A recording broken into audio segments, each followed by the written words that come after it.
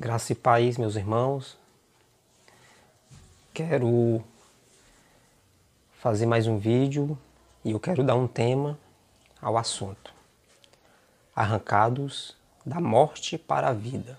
O texto é Efésios capítulo 2, do verso 1 ao 13. Diz o seguinte, o texto.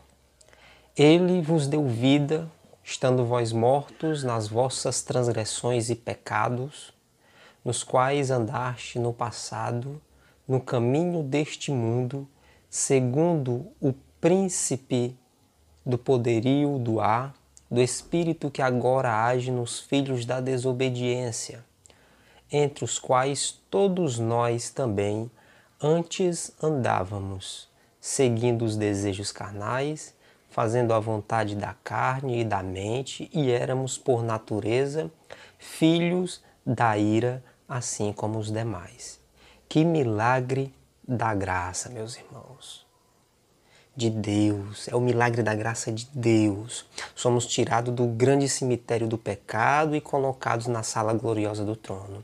Talvez a maneira mais fácil de fazer a exposição desse texto seja observar dentro dele 4 obras específicas, mas no texto todo, mas nesse texto eu irei apenas falar de uma que está nos versos 1 ao 3, que é a obra do pecado contra nós. Nesses 3 versículos, Paulo apresenta um retrato completo da condição espiritual deplorável da pessoa não salva. Observe as características de uma pessoa não salva nos versos 1 ao 3. A primeira característica de uma pessoa não salva é que ela está morta, como diz o verso 1, como a gente leu. É evidente que se trata de uma morte espiritual, ou seja, essa pessoa não é capaz de entender nem de apreciar as coisas espirituais. Não possui qualquer vida espiritual e por si mesma não é capaz de fazer coisa alguma agradável a Deus.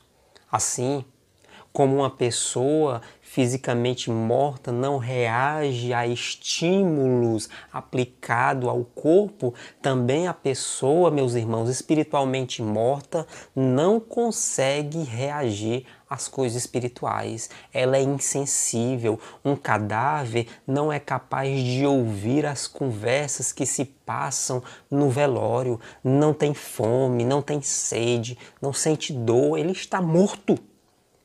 O mesmo se aplica ao ser interior do não salvo. Suas faculdades espirituais não funcionam e não podem funcionar enquanto Deus não lhe der vida. Essa morte espiritual é causada pelos delitos e pecados. Paulo diz em Romanos capítulo 6, verso 23, porque o salário do pecado é a morte. Na Bíblia, meus irmãos, a morte significa essencialmente separação, não apenas em termos físicos, como o espírito separado do corpo, como Tiago diz no capítulo 2, verso 26, mas também em termos espirituais, como o espírito separado de Deus. Veja o que o profeta Isaías nos diz no capítulo 59, verso 2. Mas as vossas maldades fazem separação entre vós, e o vosso Deus e os vossos pecados esconderam o seu rosto de vós, de modo que não vos ouve. O incrédulo, meus irmãos, não está enfermo, ele está morto. Quando Adão pecou, ele não caiu. Quando Adão pecou, ele morreu. O incrédulo não precisa ser reanimado. Ele precisa ser ressuscitado porque ele está morto. Todos os pecadores estão mortos. E a única diferença entre um pecador e outro é o seu estado de decomposição. Isso significa que nosso mundo é um grande cemitério, cheio de pessoas que, mesmo vivas, estão mortas. Gosto do que o apóstolo Paulo nos diz na sua primeira carta a Timóteo, no capítulo 5, no verso 6. Mas aqui só busca prazeres embora esteja viva, na verdade está morta. E aí eu passo aqui para a segunda característica de uma pessoa não salva. É que ela é desobediente. Nos versos 2 ao 3, nos quais andaste no passado no caminho deste mundo, segundo o príncipe do poderio do ar, do espírito que agora age nos filhos da desobediência, entre os quais todos nós também antes andávamos, seguindo os desejos carnais, fazendo a vontade da nossa carne, da mente, e éramos por natureza filhos da ira, assim como os demais. Esse foi o começo da morte espiritual do homem, sua desobediência à vontade do seu Criador. Mas não comerás da árvore do conhecimento do bem e do mal, porque no dia em que dela comeres, com certeza morrerás. Satanás disse em Gênesis, capítulo 3, no verso 4, disse a serpente à mulher, com certeza não morrereis. E por que creram numa mentira? O primeiro homem e a primeira mulher pecaram e experimentaram a morte espiritual imediata e posteriormente a morte física. Desde então, a humanidade tem vivido em desobediência a Deus. Há três forças, que estimulam o ser humano a desobedecer: o mundo, o diabo e a carne. A primeira força que estimula o homem a desobedecer é o mundo. O mundo faz pressão sobre cada pessoa para que viva em conformidade com o sistema. Em Romanos 12, no verso 2, e diz: e não vos amoldeis ao esquema deste mundo, mas sedes transformados pela renovação da vossa mente, para que experimenteis qual seja a boa, agradável e perfeita vontade de Deus. João nos adverte na sua primeira carta, no capítulo 2, no verso 15 ao 17. Não ameis o mundo, nem o que nele há. Se alguém ama o mundo, o amor do Pai não está nele, porque tudo o que há no mundo, o desejo da carne, o desejo dos olhos e o orgulho dos bens, não vem do Pai, mas sim do mundo. Ora, o mundo passa, bem como seus desejos, mas aquele que faz a vontade de Deus permanece para sempre. Jesus Cristo não era deste mundo, e seu povo também não. Mas, consciente ou inconscientemente, os incrédulos são controlados pelos valores e pelas atitudes deste mundo. A segunda força que estimula o homem à desobediência é o diabo. O diabo é o espírito que agora atua nos filhos da desobediência. Isso não significa que Satanás opere pessoalmente na vida de cada indivíduo não salvo, uma vez que ele é um ser criado e limitado pelo espaço. Ao contrário do próprio Deus, que é onipresente, Satanás não pode estar em todo lugar ao mesmo tempo, mas por meio de seus ajudantes, os demônios, como Paulo descreve em Efésios 6, 11 ao 12, e de seu poder sobre o sistema deste mundo, Satanás influencia a vida de todos os não salvos e também procura influenciar a vida dos cristãos. Ele deseja tornar todos filhos da desobediência. Ele próprio foi desobediente a Deus e quer que outros também sejam. Um dos principais instrumentos de Satanás para levar as pessoas à desobediência, meus irmãos, a desobediência em especial a Deus, é a mentira. Satanás é um mentiroso. João 8,44 diz: o vosso pai é o diabo, e quereis satisfazer-lhes os desejos. Ele foi homicida desde o princípio e não se firmou na verdade, pois nele não há verdade. Quando ele mente, fala do que lhe é próprio, pois é mentiroso e pai da mentira. E foi sua mentira no início da história do mundo que fez com que a raça humana caísse.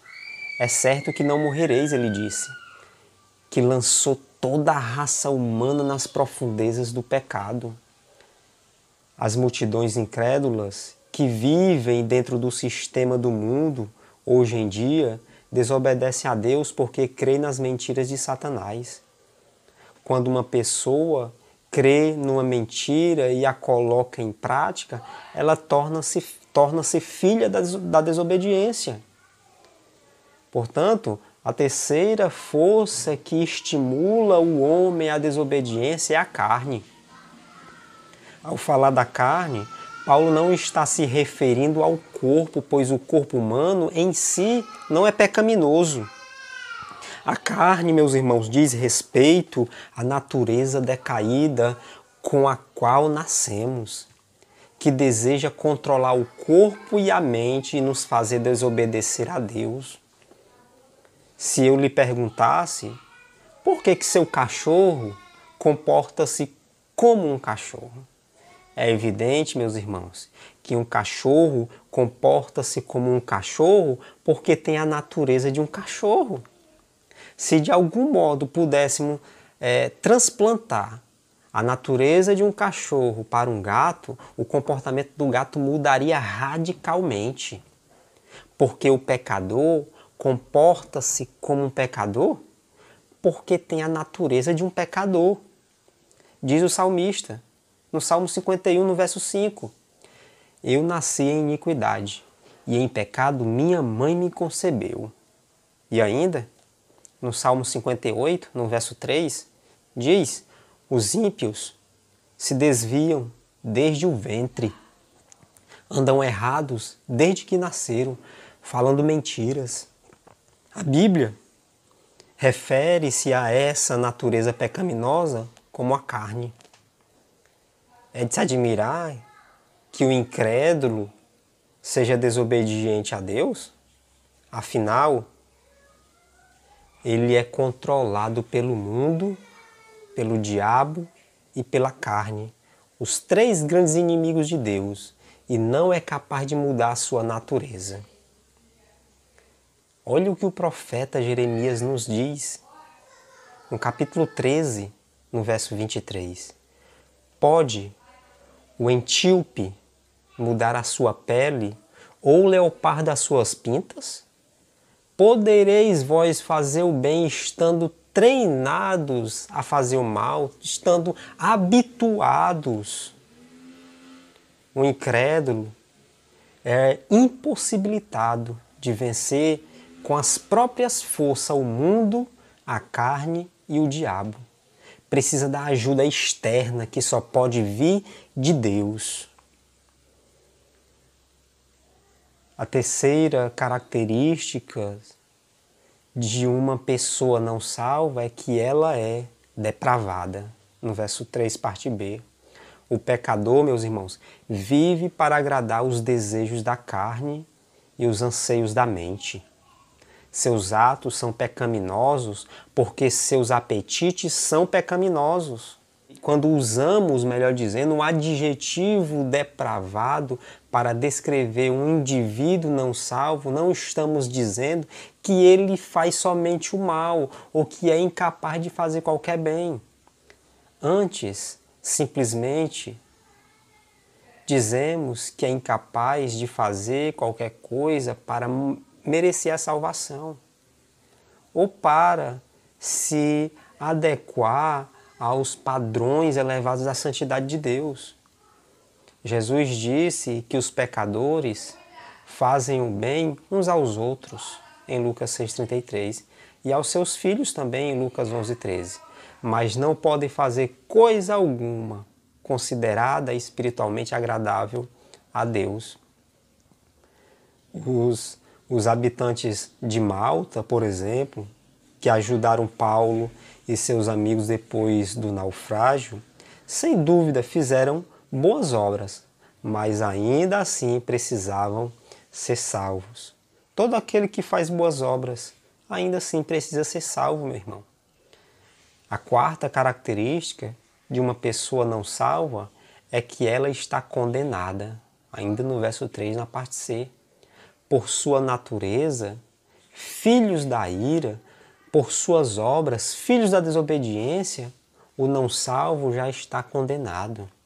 Veja o que João nos diz no capítulo 3, no verso 18. Quem nele crê não é condenado, mas quem não crê já está condenado, pois não crê no nome do Filho unigênito de Deus. A ira de Deus é sua reação pessoal frente a qualquer pecado, qualquer rebelião contra ele. É sua santa repulsa a tudo aquilo que conspira contra a sua santidade. A ira de Deus não é apenas para esta vida, mas também para a era vindoura. Aqueles que vivem debaixo da ira de Deus são entregues a si mesmo pela escolha deliberada que fizeram de rejeitar o conhecimento de Deus e de se entregar a toda sorte de idolatria e devassidão. Além disso, terão de suportar por toda a eternidade a manifestação plena do furor do Deus Todo-Poderoso. A sentença foi declarada, mas Deus, em sua misericórdia, está adiando a execução dessa sentença. Olha o que diz Pedro na sua segunda carta, no capítulo 3, nos versos 8 ao 10. Mas vós, amados, não ignoreis uma coisa: um dia para o Senhor é como 1000 anos, e 1000 anos como um dia. O Senhor não retarda a sua promessa, ainda que alguns a considere demorada, mas Ele é paciente convosco e não quer que ninguém pereça, mas que todos venham a se arrepender. Contudo, o dia do Senhor virá como um ladrão, no qual os céus passarão com grande estrondo, e os elementos queimando se dissolverão, e a terra e as obras que nelas há serão descobertas.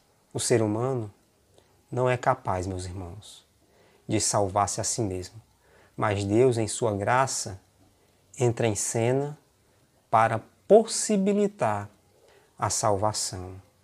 Precisa-se de uma intervenção divina. Essa é a condição da natureza humana. Graça e paz, nos encontramos no próximo vídeo, nos versos posteriores de Efésios capítulo 2.